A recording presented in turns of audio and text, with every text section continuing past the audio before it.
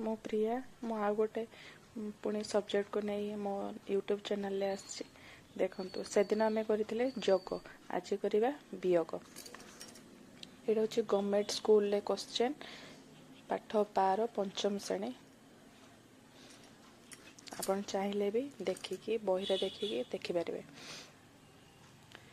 Question अच्छी सुब्रत बाबू bank खातारे 87,896 टंका थिला ताने केते टंका थिला 87,896 टंका। ठीक अच्छे तो सी तांको घर तैयारी पाई 63,497 टंका उठाई तो घर तैयारी पाई केते टंका उठाई 63,497 टंका। तो आम कौन करवा एटा हूँ टोटाल अमाउंट एतिक आम काढ़ी नहीं तो टोटाल अमाउंट एतिकी माइनस करदे माने वियोग करदे तो आम जापर ना केते टंका रहा बोली कि। तो देखो जोग कर जमती मु स्टेप बाय स्टेप कही सेमती वियोग कर स्टेप बाय स्टेप कहूँ। फास्ट आम जमतीका जोगरे करथिले एकक दशक शतक हजार अयुत। ठीक अच्छे एमती लिखिदे तो लिखा 87,896 63,497। ठीक अच्छे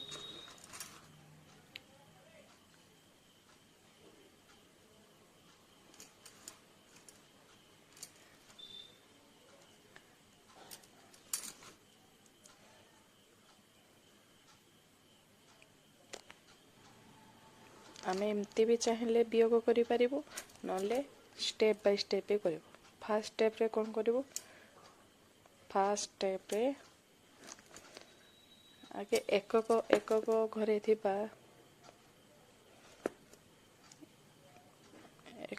थिबा टिके मते प्रॉब्लम होची गोटे हाथ रे धरिक लिखा टिके प्रॉब्लम होची कहया भी सेमती के स्पीकर भी नहीं तो कहया भी टिके प्रॉब्लम होची। ठीक अच्छे पढ़ार मतलब पढ़ाऊँ जदि भल लगुच तो देखु। 6 - 7 एटा निर्णय करने संभव नुह निर्णय करने संभव नुह तो से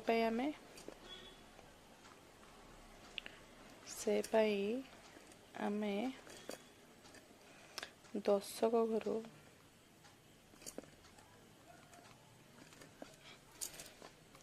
एक दश आनिबा धार आनिबा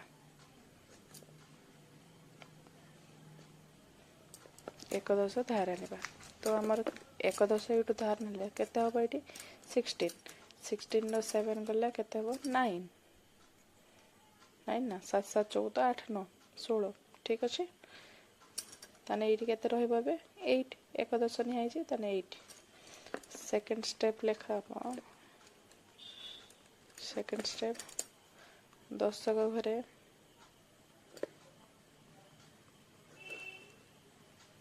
8 - 9 यह भी संभव करवा निर्णय करवा संभव ना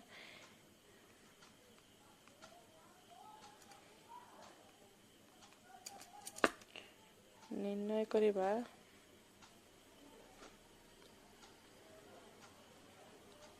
संभव नुह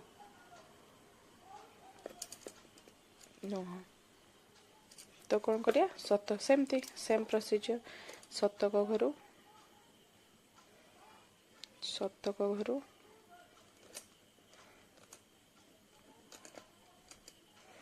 ଏକ ସହିତ ଧାର ଆଣିବା। ଧାର ଆଣିବା। ତାହେଲେ ଏବେ ଏଠି କେତେ ହେଲା 18 ତ କେତେ ହେବ 9 9 18 ନା 9। ମୋର ଟିକେ ଥଣ୍ଡା ହେଇଛି ତ ସେ ପାଇଁ ଟିକେ କଥା ବି ଠିକ୍ ହେଉନଥିବ। ତ ଏଇଠି ଆମେ ଯେତେବେଳେ 1 ନେଇଛେ ତ ଏଇଠି ଆଉ କେତେ ରହିବ 1 ତ ଯାଇଛି ନା, ତାହେଲେ ଏଇଠି କେତେ ରହିବ 7। 1 କଲା 7 ରହିଲା। ତାହେଲେ ଥାର୍ଡ଼ ଷ୍ଟେପ୍ ହେବ ଶତକ ଘରେ ଥିବା ସଂଖ୍ୟା ଘରେ 7 ମାଇନସ୍ 4 ତ କେତେ 3। ତ ଏଇଠି ଲେଖି ଦିଆହେବ 3। ଫୋର୍ଥ ଷ୍ଟେପ୍ ବି ହେବ କ'ଣ, ଫୋର୍ଥ ଷ୍ଟେପ୍ 1000 ଘର, 1000 ଘରେ ଅଛି 7 ମାଇନସ୍ 3, 7 ମାଇନସ୍ 3 4।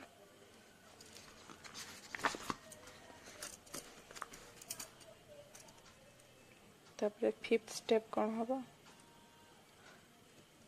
ଫିଫ୍ଥ ଷ୍ଟେପ୍ କ'ଣ ହେବ ଅୟୁତ ଘରେ, ଅୟୁତ ଘରେ ଅଛି ଦେଖନ୍ତୁ ଅୟୁତ ଘରେ ଅଛି 8 और 6, ଏଠି 4 ହେଲା 8 और 6 ଅଛି ତ ଅୟୁତ ଘରେ ଅଛି 8 ମାଇନସ୍ 6 କେତେ ହେବ 2।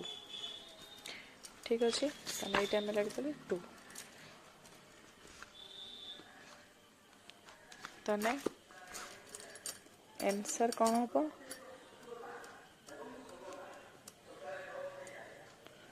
ସୁବ୍ରତ ବାବୁ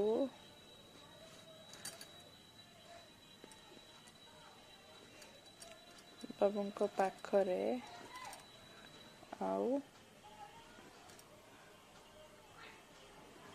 24,399 ଟଙ୍କା ଅଛି।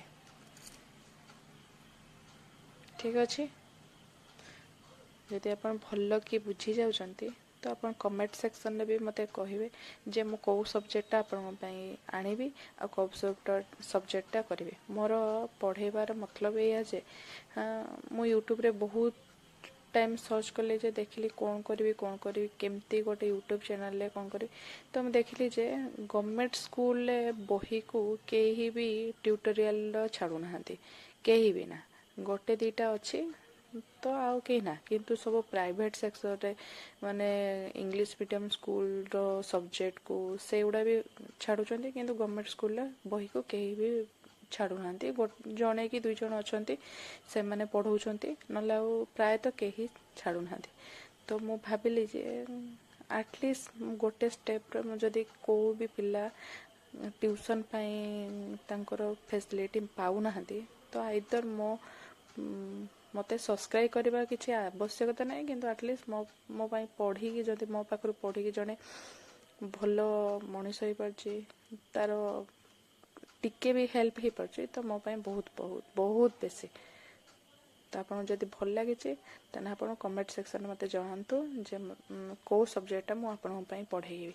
ଠିକ୍ ଅଛି, ଥ୍ୟାଙ୍କ ୟୁ।